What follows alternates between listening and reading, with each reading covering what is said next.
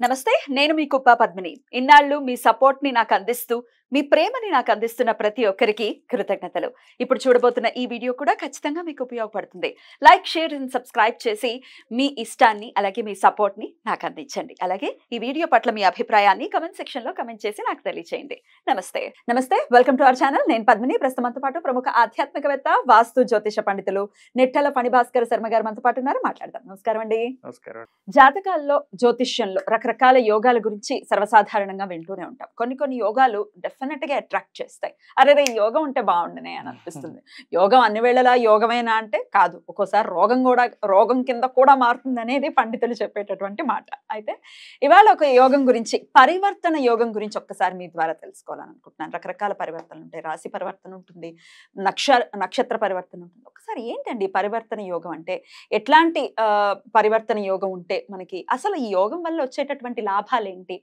అనేది మీరైతే ఎలా చూస్తారు ఒకసారి అంటే యోగము అనేటువంటి మాట చాలా గొప్పది జనని జన్మ సౌఖ్యానం వర్ధని కుల సంపదాం పదవి పూర్వపుణ్యానాం లిఖ్యతే జన్మపత్రిక మీ ఆవిడకి జాతకం రాసి ఇచ్చిన ఇదే రాస్తా ఇందులో నీకు నాకు ఏ విధమైన సంబంధం లేదు పదవి పూర్వపుణ్యానాం నీ పూర్వపుణ్యాన్ని అనుసరించి మాత్రమే నీకు పదవి వస్తుంది ఎందుకంటే శ్రీపాద వల్లభుల చరితామృతంలోనే చెప్తాడు ఆ రాజు నాకు పూర్వజన్మ స్మృతి కలిగింది నేను ఆ జన్మలో తోటకూర అమ్ముకునేవాడిని అందరూ నాకన్నా డబ్బున్న వాళ్ళు చాలా మంది నా తోటకూరను తీసుకెళ్లి వాళ్ళు తిన్నారు చాలా బాగుందని చెప్పారు కానీ ఈనాడు నాకు తిరిగి వాళ్ళు చేసింది లేదు అయితే ఆ పుణ్యం వల్ల వాళ్ళు నేను రాజుగా పుట్టాను అంతకి ఎంత అయితే ఇంతకి ఎంత అని అడుగుతాడు అలాగే పూర్వపుణ్యాన్ని అనుసరించి మన జాతకంలో యోగాలు అనేటువంటివి ఉంటాయి దాంట్లో చాలా యోగాలు పంచమహాపురుష యోగాలు ఉంటాయి తర్వాత ఏమో పంచమహాపురుష యోగాల్లోనే హంస యోగము రుచిక యోగము ఇవన్నీ యోగం అలాగే గజకేసరి యోగము చంద్రమంగళ యోగము బుధాదిత్య యోగము గురుమంగళ యోగము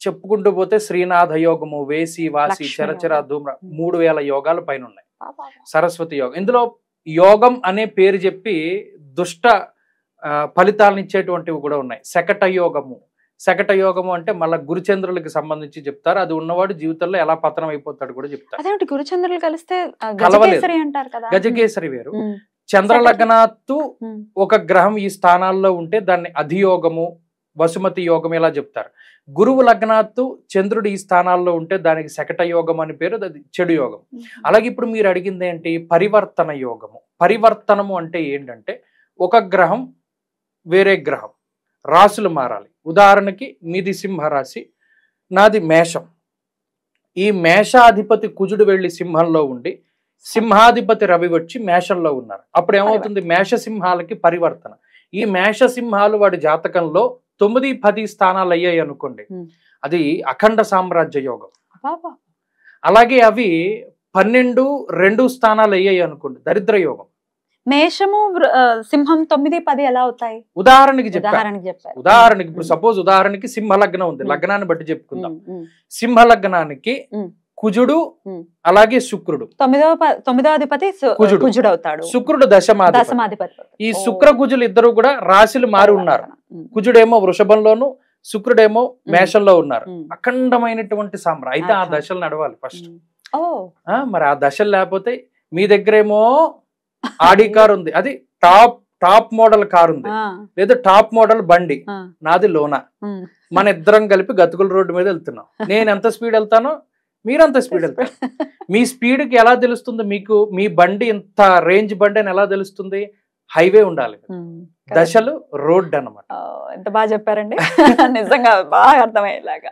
దశలు రోడ్ వీడి నిజంగా 10 లక్షల బండి ఉంది నా దగ్గర లోనాయే ఉంది ఇద్దరం సమానమైన స్పీడ్ లోనే వెళ్తాం గతుకుల రోడ్ లో ఉన్నప్పుడు అంటే ఏ దశలు బాగాలేనప్పుడు షష్టాష్టకాలు పట్టినప్పుడు ఇలా గతుకుల రోడ్డు మీకు సరైన దశ పడింది హైవే వచ్చింది అదే యోగం అంటే ఇప్పుడు మరి ఒకవేళ దశ లేదే రవి నక్షత్రాలకి శుక్రుడు రావాలంటే 120 సంవత్సరాలు అప్పుడు కానీ రాడు పోయినట్టేనా ఇప్పుడు KFC ఓనర్ ఉన్నాడు వాడు దాన్ని తయారు చేసిన వాడు ఆ కంపెనీ పెట్టిన వాడు ఏ సంవత్సరంలో పెట్టాడు వాడు చర్మాంకంలో పెట్టాడు వాడి వృక్షం వీళ్ళందరూ తింటున్నారు వాడు చిన్నప్పటి నుండి దాన్ని అనుభవించలేదే అలాగే ఒక యోగం పట్టాలి అంటే దాన్ని సంబంధించిన దశ ఉండాలి ఇప్పుడు ఈ పరివర్తన యోగాలు ఉన్నాయి అందులో శుభయోగాలు ఉన్నాయి ఉదాహరణకి కేంద్ర కోణాధిపతులకి పరివర్తన యోగం ఉంది అది శుభయోగమే అలాగే షష్టాష్టమ వ్యయాధిపతులకి అన్యోన్య పరివర్తన ఉంది, అది చాలా గొప్ప యోగమే.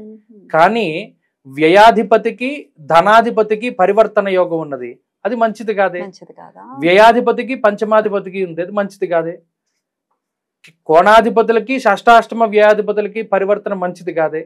ప్రతి పరివర్తన యోగం మంచిది కాదు, కొన్ని మాత్రమే మంచివి.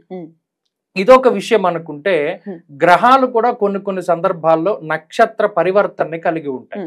ఉదాహరణకి రవి చంద్రుడి నక్షత్రం మీద ఉన్నారు, ఒక్కొక్కసారి చంద్రుడు రవి నక్షత్రం మీద ఉంటారు. అప్పుడు ఆ గ్రహ సంపత్తిని అనుసరించి కూడా నక్షత్ర పరివర్తన జరిగింది కాబట్టి వారిచ్చేటువంటి ఫలితాల్లో కూడా వ్యత్యాసం ఉంటుంది.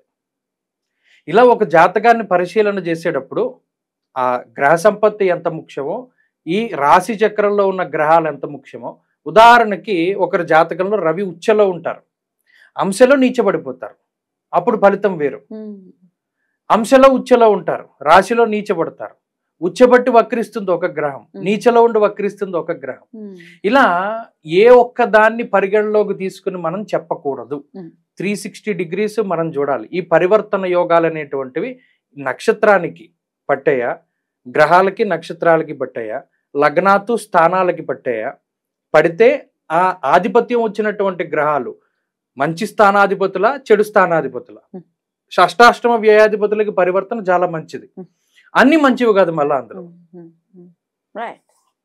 ఇలా ఉంటుంది. ఇలా పరివర్తన యోగం పట్టిందల్లా మంచిది కాదు, మనం చూసుకోవాలి ప్రతిదానికి. కానీ ఎప్పుడైతే అన్యోన్య పరివర్తనలు ఉన్నాయో ఆ గ్రహాలు ఇచ్చేటువంటి ఫలితాలు మారిపోతాయి. తాత్కాలిక మిత్రత్వం వచ్చినా, నైసర్గిక శత్రుత్వం ఉన్నా, లేదా తాత్కాలిక శత్రుత్వం ఉన్న గ్రహాలు ఉన్నా సరే ఆ ఫలితాలు అనేటువంటివి మారిపోతూ ఉంటాయి. ఉదాహరణకి ఇందాక చెప్పుకున్నట్టే, ఎవరిదైనా మేషలగ్నం ఉంది, మేషలగ్నానికి భాగ్యాధిపతి అయినటువంటి గ్రహం గురుడుగా ఉన్నారు, తృతీయాధిపతి బుధుడు. తృతీయంలో గురుడుండి భాగ్యంలో బుధుడు ఉన్నారనుకోండి, అది తృతీయ భాగ్యాధిపతులకి పరివర్తన యోగం. అందులో 2 రకాలైనటువంటి ఫలితాలు ఉంటాయి. 3, 9 ఇది మంచిదా చెడుదా అని పరిశీలన చేస్తే, రాసులకి ఆ గ్రహాలకు అన్యోన్య పరివర్తన ఏర్పడినప్పుడు ఒకళ్ళకి సమసప్తక దృష్టి ఉంది. ఏ గ్రహం ఆ రాశిని చూసుకుంటారు, అది పాడు చేయదు. ఓకే. అందుకనే అన్ని చెడు అన్ని చూడాలండి. ఒక జాతకాన్ని పరిశీలన చేయాలి అంటే వాడి బుర్ర ఎలా పనిచేయాలంటే మల్టీప్లెక్స్ లా పనిచేయాలి. డెఫినెట్లీ 4-5 సినిమాలు ఆడుతుంటే మల్టీప్లెక్స్ లో, అలాగే వీడు దాంట్లో అద్వేషి నిత్య సంతోషి గణితాగమ పారగ ముహూర్త గుణదోషజ్ఞ వాగ్భి కుశల బుద్ధిమాన్ శాంతశ్చామృత వాక్ సౌమ్య త్రికాలజ్ఞో జితేంద్రియ నిశ్చ కర్మ రతౌ యోగి సదైవజ్ఞ ప్రకీర్తిత. దైవజ్ఞ లక్షణాల్లో చెప్తారు. వాడికి ఇప్పుడు గ్రహస్థితి ఎలా ఉంది, 10 ఏళ్ల తర్వాత ఎలా ఉంది, 10 ఏళ్ల క్రితం ఎలా ఉంది. అలాగే ముహూర్తం చూస్తున్నాం, ముహూర్తంలో దోషం పట్టుకోగలగాలి. ఆ వాగ్వీ కుశల బుద్ధిమాన్, వాడికి కుశలంగా. అంతేగాని ఒక ముహూర్తాలే సరిగా పెట్టట్లేదు కదా, ఇంకా దాంట్లో ఏం పట్టుకుంటారు. ఇలా ఒక జాతకాన్ని గాని ఒక యోగాన్ని గాని అది ఎంతవరకు ఫలితాన్ని ఇస్తుంది అనేటువంటిది నిర్ణయం చేయడానికి అన్ని ఆలోచన చేయాలి.